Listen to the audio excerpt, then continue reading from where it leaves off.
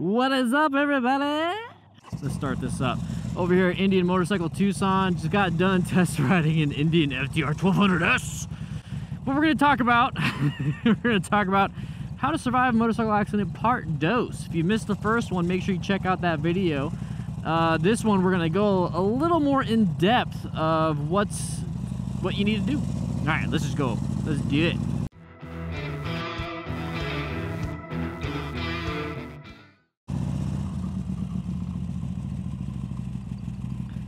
While we're stopped, let me double check and make sure this thing doesn't want to fall off. It looks a little cockeyed. All right, so number one, contact your insurance company. We talked about this at the very end of the last video. Really let them do what they need to do. If you wait too long, the more time that happens between the accident and contacting people, the more variables are out there. And this is with anything, you know, if you fess up to, let's say you're a child again and you cause an issue, cause a problem, it's better just to fess up and let your parents know right away, right? Don't let them find out. Especially if you're wanting to get, your insurance payout, if you have comprehensive insurance, you're gonna want to get that as soon as possible because you want to ride again. If your bike is totaled, you're gonna want to ride again. So there's no real point in not doing it. And it looks like there might have been an accident there. Everybody's walking, nobody's wounded. Cool, very nice. So when you contact your insurance company, more than likely you're gonna be talking to an insurance agent, okay? You're not just gonna talk to the automated system for a claim. Now that's what you're gonna be doing. You're gonna be making a claim. You're claiming that your bike was completely destroyed. That's what you're doing. Or just say, hey, I was in an accident. So the agent's gonna want to have more information, obviously. The agent should have all your information based off of your insurance policy. So like he's gonna have he or she is gonna have your VIN number, the make and model, all that kind of information. But what they're gonna wanna ask about is like, what the heck happened? And do your best to say, hey, my bike was, hit, or I fell, something happened, whatever it is that happened, don't lie. Their job is gonna try to make sure, that honestly, at the end of the day, hopefully they make sure that they pay you out respectfully and appropriately. But sometimes, insurance companies, the bad rap that they get is that they want to pay you the least amount. But this is why you get comprehensive insurance, and you make sure you tell them the value of your bike, and you make sure you document everything you possibly can. Be like, my exhaust was broken. That's a $700 exhaust. Start itemizing these things. If you're hurt though, your first thing that you should do is just go to the hospital and get that taken care of first. And then the insurance agent might ask that, did you get hurt?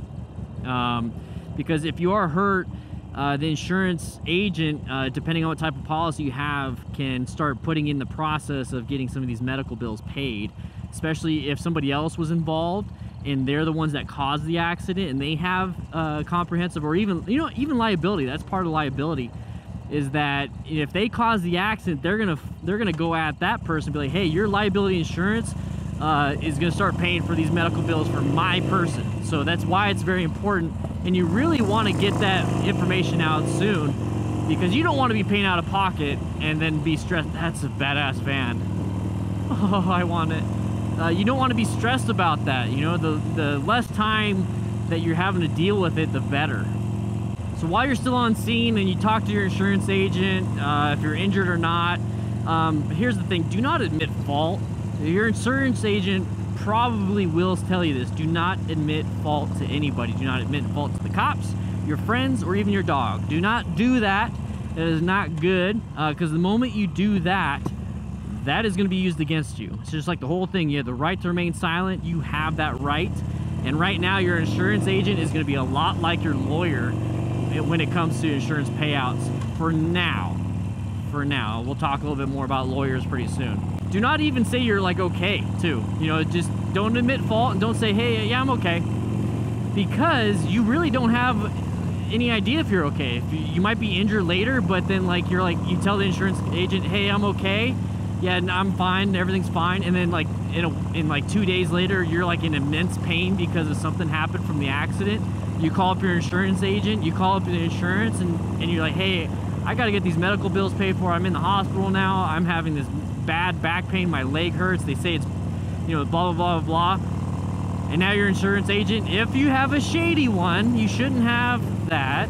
Hopefully you don't. Hopefully you have a good system. They might say, hey, no, you said you're okay. So now, how'd you get this? Now we're gonna open this up. Now we gotta do this. So in order to avoid that, and they say, hey, are you okay? Do we need to do this? Do we need to do that? What you can do is just say, I have no clue. I'm gonna wait for the medical professionals to diagnose me. I have no idea if I'm in pain. Right now, I can't tell. I just cannot tell. I can get back to you later. There's absolutely no reason why you have to give an answer right away. So make sure you do that. So they're gonna ask, are you injured? No clue. How much damage do you think your bike sustained? You know, it's just like, I have no idea. I'm not a mechanic. I don't know how to appraise this stuff. So don't say you're okay, all right? But still don't lie. Because at the end of the day, you're not lying when you say you don't know. Because you honestly don't. You really don't. Now, we talked about attorneys. Okay, sometimes insurances, they don't want to pay the full amount, or, you know, let's say the other company doesn't want to pay the full amount. Your insurance company only pays a certain amount, and it's not going to cover everything, right? It's not going to cover, you know, the replacement of the bike. It's not going to cover, you know, the full extent of your medical bills. Now you're kind of in a bad situation. Now you should probably contact an attorney. Contact an attorney. There are many, many, many lawyers that specialize in motorcycle accident cases, and this is not an endorsement. It's not a sponsored video or anything. The first one that pops in my head, it might be good marketing for them, is Law Tigers. Law Tigers, they're pretty much just motorcycle attorneys, and they will fight for you. So a lot of injury attorneys, especially ones that deal with specifics with motorcycles, because they're the ones that will know, like, hey, well, you should get paid for your air intake. You should get paid for that speedo relocation you had. Did you have a camera that got damaged? We're gonna pay for that too. A lot of people don't realize that. They just deal with like the injury side. So motorcycle attorney is really good. Now here's some situations where you're gonna definitely want to get an attorney, especially if you feel like you're in the right. And it's not based on like, well, I'm in the right because it's me. No, it's like if you honestly truly believe you're in the right and you want to fight for that right, you don't want to back down. So these are some of the situations is that maybe you were wrongly accused of being at fault by the other person that hit you. Like you're doing normally what you're supposed to be doing, and then somebody just T-bones you. They ran a red light, but then they falsely accuse you. So now it's this big insurance hassle of like the insurance are fighting each other. They settle for something because they are constantly lying, and now you're getting a settlement that's not what you need and not what you want. So definitely get a lawyer for that. They'll fight for that. And a lot of times, depending on how the lawyers do it, is that they don't get paid until you get paid. You hear that a lot, and more than likely they will charge them more and get more of a settlement so that when they get paid, it's not too much out of your pocket, and it's definitely worth it. Also, if your insurance claim was denied for some reason, like you have comprehensive insurance or you have something like collision insurance, let's say you don't have like the full thing, like, but you have collision, they could definitely say like, you know, well, you did this during this and this wasn't caused by the accident, so we're not going to give you that. We're going to deny your claim. Now you're out of luck. You know what I mean? Whatever the situation is, there's so many variables. Get a motorcycle attorney for that. Let's say the damages, you know, medical or the bike itself exceeds the limit of your insurance coverage. Get a lawyer. They might be able to get you more. Let's say you incurred, that's a big word, severe, that's another one, physical injuries, and it's ongoing, and your insurance only pays for a certain amount. Get a lawyer for that. Make sure you get paid and taken care of. That's the whole point of insurance. Make sure you utilize it. Some places don't want to pay you all what you need. You know what you need. Get it done. So let's say you're getting all this stuff done. You're working on getting a lawyer if you have to, but your insurance companies, you know, maybe they're taking care of you. All these different things. Let's say you're injured though. You know, this is a very big thing. You're injured. If you're injured in an accident and you receive medical care, follow your doctor's instructions and recommendations for rehab. Trust me, you're going to want to. If you are not following along with the rehab, because you're too busy or you don't want to, it's boring, it's stupid, you're gonna do your own. Do not do. These guys are medical professionals. They have professionals dealing and helping you out. You are not a professional when it comes to rehabbing your own stuff. Make sure you do it, because you do not want to have a broken arm and it's been in a sling for 8 weeks. Now you got a frozen shoulder. Now you got to deal with the shoulder that doesn't want to move. You never go through the process of rehab. Now you're having issues when it comes to actually the rest of your life and dealing with wiping your own butt. All these things. Follow the instructions and go through rehab. 8 weeks, 6 weeks, 12 months, whatever it is it takes. I don't care how long it takes, do it.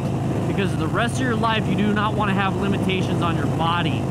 So follow up with your doctor as recommended and adhere to the prescribed medications. Now, there's this whole spiel about, you know, following narcotic medications and getting addicted.